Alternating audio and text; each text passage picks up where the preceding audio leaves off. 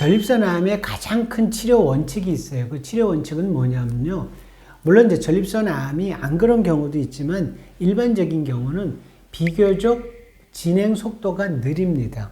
그리고 우리가 보통 과거에는 어떤 막 증상이 있어서 거꾸로 전립선암을 발견되는 경우도 많지만 피검사, PSA 검사라든지 일반적인 건강검진에서 발견이 돼서 요즘 전립선암이 비교적 초기에 발견되는 경우가 많다는 얘기죠. 초기건 중기건 간에 전립선암의 치료의 가장 큰 제일 원칙 1번.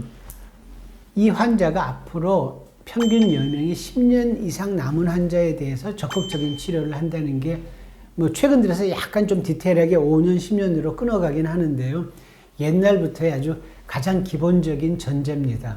그 얘기는 뭐냐면은 전립선암이 생각보다 일반적으로 빨리 진행이 안 된다는 얘기죠. 바꿔 얘기해서 우리가 요즘은 대부분 전립선암이 진행된 환자들이 암 때문에 어떤 불편이 오거나 통증이 있어서 오는 경우보다는 건강검진이나 이런 것들에 의해서 암이 발견된 경우가 많거든요. 그러면 자, 우리 암하고 시합을 해요. 암이 막 나한테 막 퍼져갖고 막 나를 아프게 하고 막 불편하게 하고 막 사람을 비참하게 만드는 막 해서 달려옵니다. 근데 내가 늙어가는 속도가 암보다 쑥 빠르면 암이 막 와서 나를 막 괴롭히려고 할 때 난 이미 죽어버렸어요. 내 천수를 다 누려서. 그렇기 때문에 전립선암은 과거부터 10년 정도 건강하게 살 사람에 대해서 적극적인 치료를 한다. 이런 이제 말씀을 드렸고요. 그런데 옛날만 해도 제 나름대로 기준이 딱 있었어요. 나이 70 아니면 72.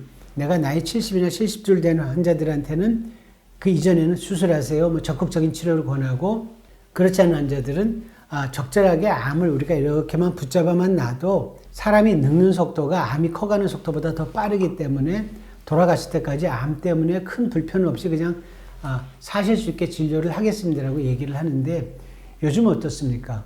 얼마나 다들 건강해지셨고 체력적으로 좋아지셨어요.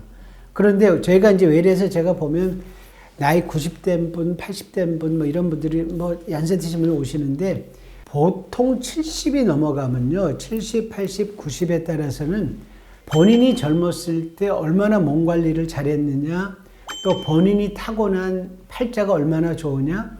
여러분, 이 팔자라는 게 결국은 유전자예요. 지인이에요. 그게 자기 타고난 팔자죠. 자기 몸에 주어진 유전자의 힘이죠. 나이가 90인데도 70만큼 쌩쌩한 분이 있고, 나이가 70인데도 정말 80만큼 아주 확 쪼그라든 분들이 있다는 얘기죠. 그래서 요즘은 이제 전립선암 치료할 때도 절대적으로 나이만 갖고 얘기는 못 하고요.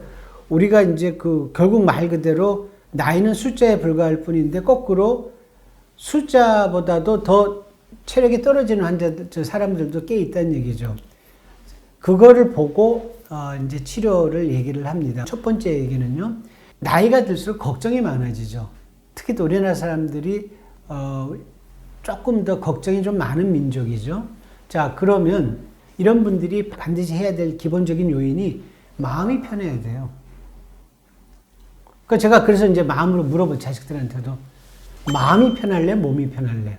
제 표현이 좀 그런데요. 자, 이렇게 아무것도 치료 안 하고 그냥 쭉 관찰하고 하면서 제가 환자들한테 언제나 얘기하죠.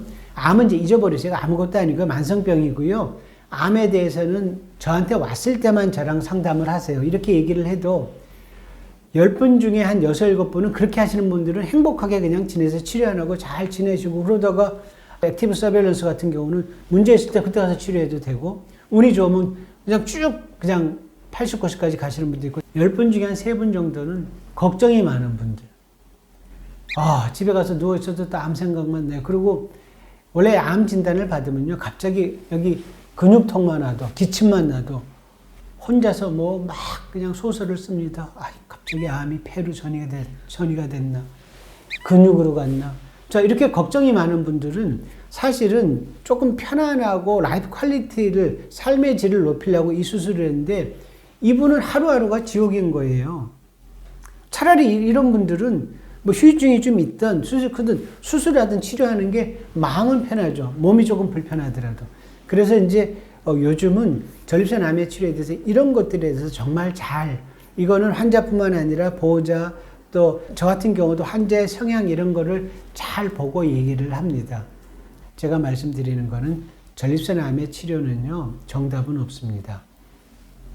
환자가 갖고 있는 가족력, 또 환자의 건강 상태, 제일 중요한 것, 환자의 특성, 심리 상태, 그런 것들을 담당 교수님하고 잘 해서 저는 사실 그렇게 봅니다.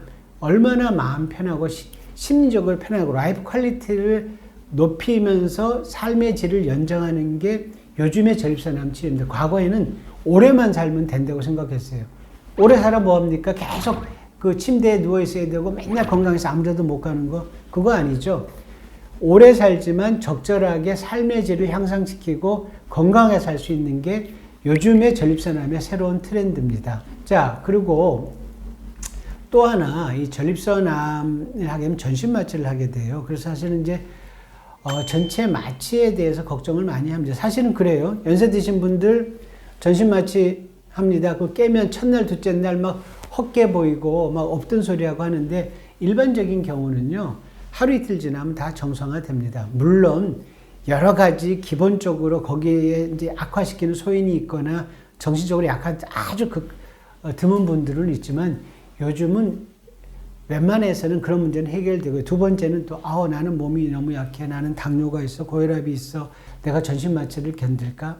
그거는 여러분 걱정 안 하셔도 됩니다. 요즘 의술이 얼마나 좋아졌나요? 환자가 원하고 의사가 생각해서 수술이 필요하다고 하면 마취는 절대로 나이나 신체 상태나 지병이나 이런 데에 걸림돌이 되지 않기 때문에 그런 문제에 대해서는 여러분이 걱정하지 않으셔도 됩니다.